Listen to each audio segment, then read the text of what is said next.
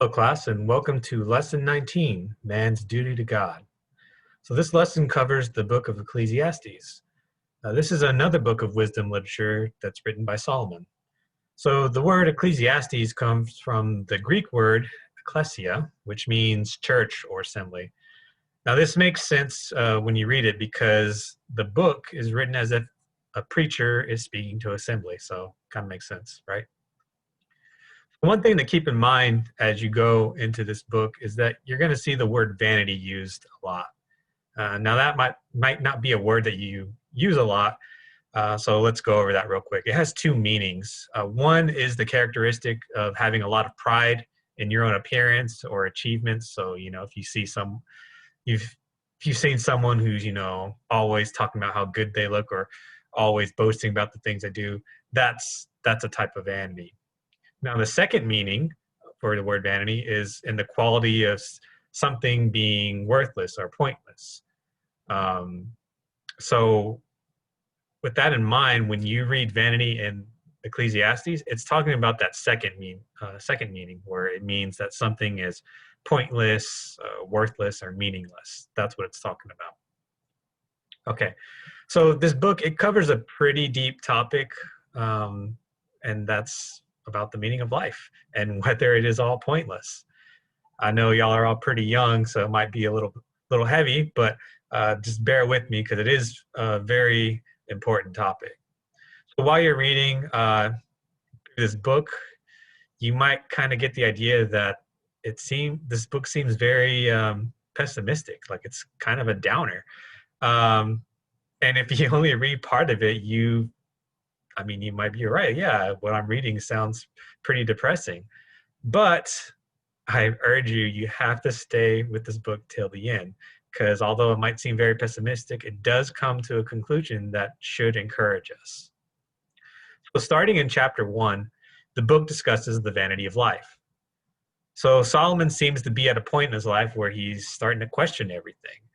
His view seems to be that everything in life just repeats and nothing happens. Generations of people go by and still the earth is the same. Men continue to work, day after day, but they're never satisfied with the stuff that they get. Sun always rises and sets, winds always blow, water flows, etc. It just keeps going on. So he's starting to think, what's the point of it all? It seems like he's really struggling with whether life is meaningless. So he explains that he set out to understand everything in life, and maybe that way he might find some meaning. So perhaps in wisdom and understanding, he would find some purpose. After all, he was known as probably the wisest man in history, so who better to, be up for this task? Despite his great wisdom, he couldn't understand everything. There were things that he simply wasn't able to grasp. And that's kind of a fact of life. Man is simply not capable of understanding everything. There are some things in life which only God knows the answers to. And that's just kind of the way that it is. In chapter 2, Solomon explains how man's pleasures do not satisfy. So it seems that since he couldn't find, everything he wanted by trying to understand in the first, what we just talked about with wisdom, maybe he would find something in some purpose if he just filled his life with pleasures, and maybe that would make him happy. So he was in the perfect position to do this since he was, after all, one of the wealthiest people who have ever lived. In previous lessons, we talked about how rich he was, how much stuff he had. So he explains that he made all these great accomplishments. He built all these great houses and vineyards for himself. He indulged himself in every form of entertainment. But however, he soon finds out that this also left him feeling empty, and he didn't find anything there. It was all vanity, as he says. Next, Solomon considers the end of life. He had spent years gaining wisdom and living wisely, but he realizes this will all come to an end one day when he dies. However, a person who lived like a fool and wasn't wise, how do they end? Well, they also die too. So if both him who lived wisely and then the fool who, lived recklessly and foolishly reached the same end, then what was the point?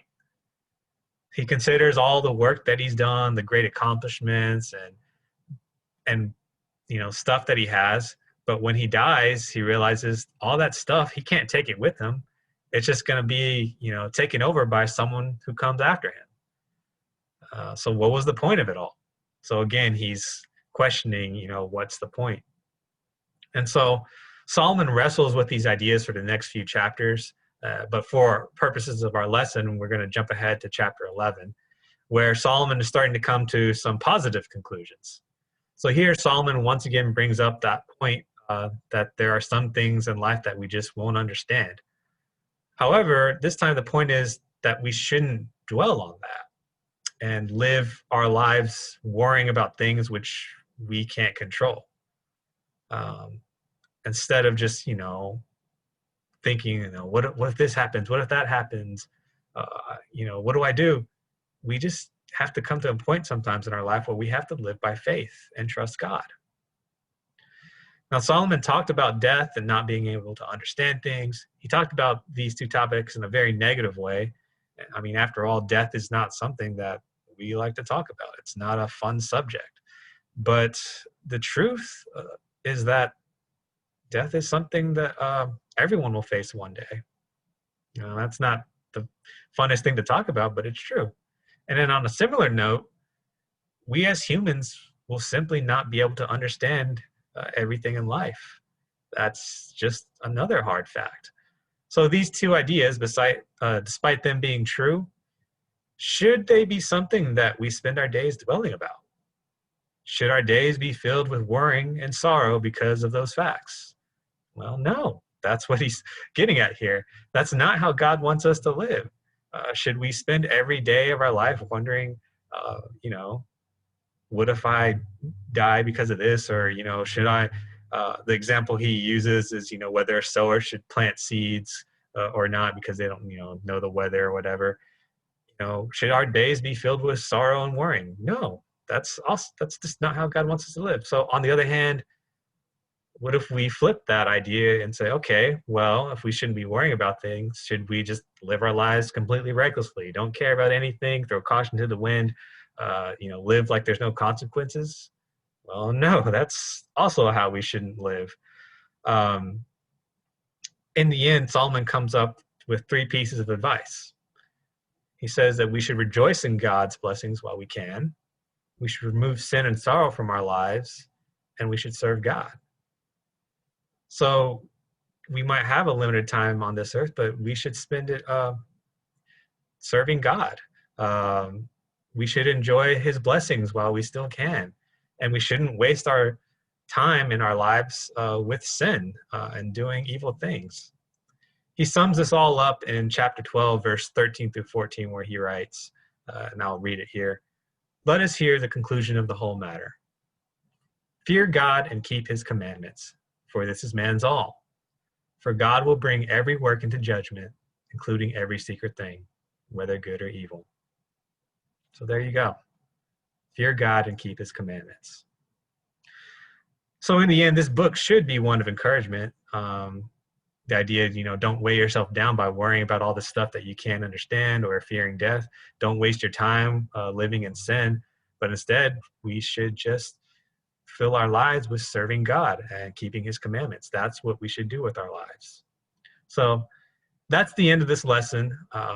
Read the verses and think about the questions that I have in the handout, and we will see you in the next video. So thanks for paying attention, and that's it for now. Take care.